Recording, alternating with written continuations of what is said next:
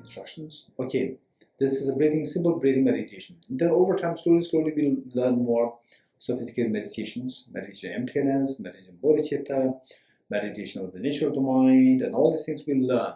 After learning this, then when we do the 5 minutes meditation, it's up to the individual. Whatever meditation that you like to do, you can do that. As beginners, it is very important to start with something more simple rather than sophistication. Idea is that initially the emphasis should be always on the quality, not on the quantity. Always on the quality, not on the quantity, in terms of the meditation. Then in terms of your general practice, overall practice, always focus on the steadiness, consistency, rather than the quantity and the consistency. Consistency is more important. Now, in terms of the particular meditation, the quality is more important than quantity. So here, particularly the single-pointed meditation.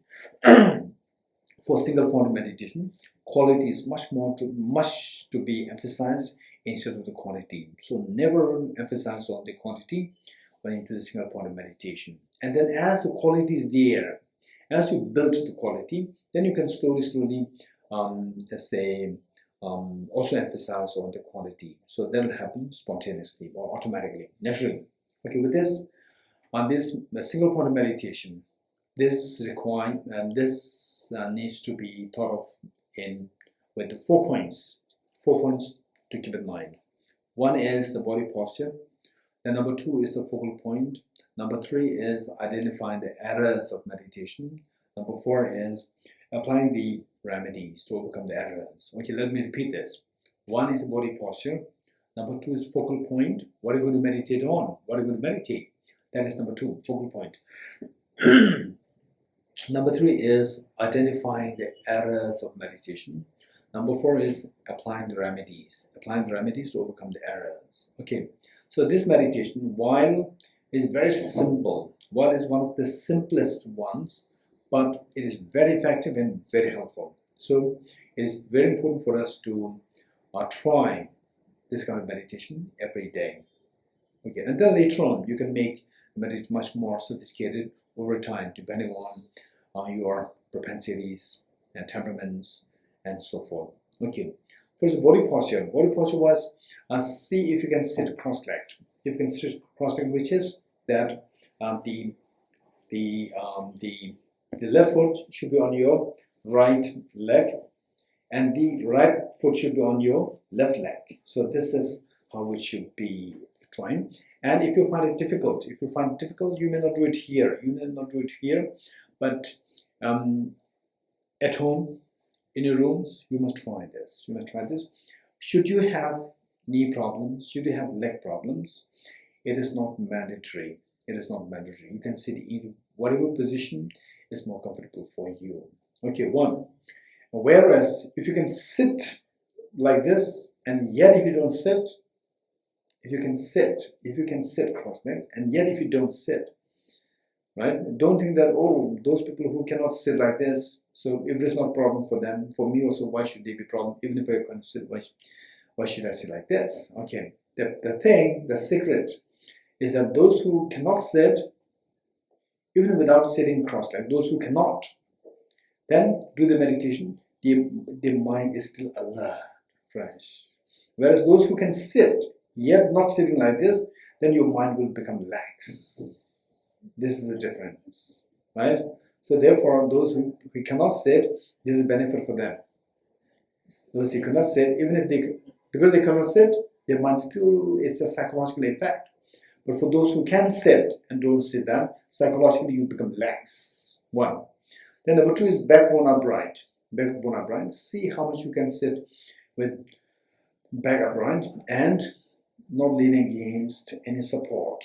You're not reclining against any support. Okay, again the same thing.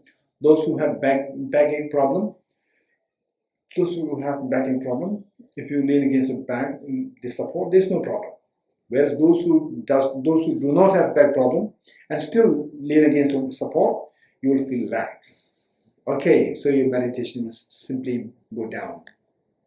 Okay, whereas those who have back problem, I would suggest that you must seek the help of support, because finally, with the backache, still you try this without seeking the help of support, then you will feel the pain, and this pain will disrupt your meditation. So your meditation is more important than the back, the back, the what, straight and back. Okay, number 2. Number 3 is your head tilted forward a little bit. Tilted forward a little bit. Your head tilted forward a little bit. So all these things are more into a formal meditation. Once you become expert in meditation, then any position is fine for you. Once you become expert in meditation. But initially, these are all extremely helpful for our proper meditation, sound meditation. Your eyes never closed. Your eyes never closed. Those who have done the meditation with the eyes closed for the last more than 1 year or 2 years, you are exempted. You are exempted. Otherwise, those who have not been in meditation for more than 1 or 2 years, and then in which case I would suggest you to keep your practice with eyes open. Eyes open, not eyes closed. Right? Not eyes closed. There's the reason. Only when you become expert with eyes open, then you can do your eyes with your eyes open, eyes closed, there's no problem. And another thing is that practicing the meditation with the eyes closed, then later on to do meditation with the eyes open is very easy. No, eyes closed is very easy. But you start with meditation with the eyes closed, and then you try to do it with the eyes open is very difficult. To switch from closed eyes to the open eyes, you cannot. From open eyes to closed eyes is very easy. So therefore, try the more challenging one. Because idea is that meditation is to face the challenge of your mind. Finally, face the challenge of your sleep. Face the challenge of your dream. While the dream happens, there should be control there. There should be control there. When you sleep, there should be control there. So all these, trying to gain control of the mind, and then when your eyes are closed, there should be control. When your eyes are open, there should be control. Whereas if you practice with eyes closed all the time, you can never do meditation with eyes open later on. And then you can never gain control over your mind when your eyes are open. And then within 24 hours, more number of hours are when you are with your eyes open. So you cannot do your meditation. More number of hours, you cannot do your meditation. The greater portion of your time of the day, you cannot do meditation because your eyes are open, right? So with eyes open, you switch to eyes closed. It's very easy. It's very easy. Okay, these are things that we need to keep in mind. With that in mind, this is now the eyes open, and then the tip of the tongue should touch the upper palate. Tip of the tongue should touch the upper palate to avoid excessive accumulation of saliva in your mouth during meditation. Particularly when you meditate for a long time, then there's a tendency that the saliva will be accumulated there. So it doesn't mean that with the tip of your tongue touch the upper palate, doesn't mean that no saliva will be accumulated, but it's going to be less. One. Then the lips and the teeth, whether you walk in. So the text says, keep them in their natural course. The lips and the teeth, keep them in their natural course. Meaning that whatever is more comfortable, just keep it that way. And for some, for example, in my case, sometimes when I do meditation with the mouth just not closed, then unconsciously, I tend to breathe through my mouth. And then at the base, there's accumulation of saliva, and at the top, it becomes dry. And the dryness is a great disturbance for meditation. And the accumulation of saliva is also a great accumulation of saliva. Both things happen together. So at times, so it's basically your individual experience. Depending on your own experience, you'll see which is more comfortable for you, with your lips and teeth in the natural course, open or closed, is up to the individual. Okay, and breathe naturally. Don't impose on a breath. Breathe naturally. Let your breath flow very naturally. Don't impose on breath. Don't force your breath. Don't control your breath. Let your breath happen very naturally. And your right hand on your left hand, and two thumbs standing, tips of the two thumbs joining, forming a triangle. Place the two hands in your laps in a restful state. Okay. And the body, while upright, it should not be rigid. It should be flexible. Okay. This is very important. This is the body posture. Point number 2, focal point. What are we going to meditate? What are we going to meditate on? This is the next question. So here there are so many kinds of meditation. What I'm going to do here is just one of them. Perhaps one of the simplest ones, yet very powerful and helpful. So what we visualize, what we meditate on is a tiny dot, 1 mm or 1 mm or 2 mm in diameter. A tiny white dot at the position between nose and upper lip. So just scratch this position. Don't look at it. You must feel that. Don't look at it with your eyes, but you must feel that. If you feel that, this is where you're going to meditate on a dot which is 1 mm or 2 mm in diameter. A circular dot. So a white circular dot there. You just visualize on that object. Your eyes are 45 degrees cast down. Your eyes have nothing to do with this. Your eyes are 45 degrees cast down. It is your mental consciousness which is looking at this. Now, we are studying the Buddhist psychology. So there we need to we learn to distinguish between what is known as the sensory consciousness and the mental consciousness. Your eyes, your ears, your nose, your tongue, your body, these are all physical senses. And the consciousness coming out of these 5, they are known as the sensory consciousnesses. The eye consciousness, which sees the visual objects. The ear consciousness, which hears the sound. Like this, 5 sensory. And then when you think about yesterday, your senses have nothing to do with yesterday. So yesterday is purely what you are connecting to through your mental consciousness, not the sensory consciousness. Sensory consciousness, generally speaking, in a loose sense, sensory consciousness, the objects are more immediate. The moment the objects are far away in time, past and future, your senses do not have access to these objects. So these objects, only your mental consciousness will connect. So this is what we study more. Okay, so your mental consciousness is going to focus on this position. For example, say what is happening in bed. Somebody scratches you. Oh, somebody scratches me. Somebody is scratching me. Your eyes are not looking at it, but your mental consciousness could feel that. Your mental consciousness is the body, the tactility, the body consciousness, but the mental consciousness is so aware that yes, somebody is scratching me from behind. Okay, likewise, your mental consciousness should be focusing here. Okay, while your mental consciousness is focusing here, multitasking. Count your breath simultaneously. Breath in, breath out. Cycle 1, breath in, breath out. Cycle 2, this is how we should count. Okay, first let us do 21 cycles.